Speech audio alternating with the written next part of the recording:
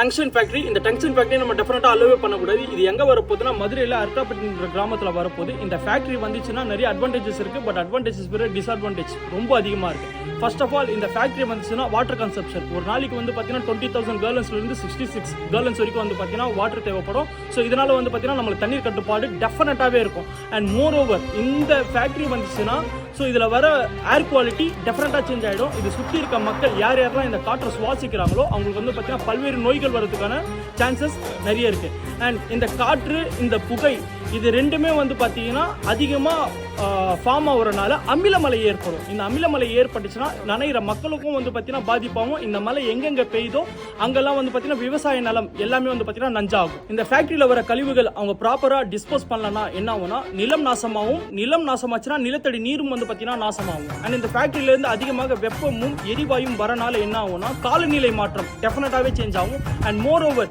இந்த ஃபேக்டரி வந்து பார்த்தீங்கன்னா ஒரு சின்ன ஒரு பிளேஸில் நம்ம வைக்கவும் முடியாது. இந்த ஃபேக்டரிக்கு வந்து பார்த்தீங்கன்னா ஒரு பெரிய சைஸ் இடம் ஒன்று தேவைப்படும். அதுக்கு வந்து பார்த்தீங்கன்னா காடுகள், மலைகள், நிலங்கள், அங்கே இருக்க விலங்குகள் எல்லாமே அழிக்கிற மாதிரி இருக்கும். இதெல்லாம் அழிச்சிட்டு தான் அந்த ஃபேக்டரி நம்மளுக்கு தேவைன்னா டெஃபினட்டாகவே வேணாம். இந்த ஃபேக்டரியை வந்து பார்த்தீங்கன்னா அவங்க குவைட் பண்ணுற வரைக்கும் நம்ம டெஃபினட்டாக இதுக்கு போராடியே ஆகணும். ஸோ அதிகமாக ஷேர் பண்ணுங்கள்.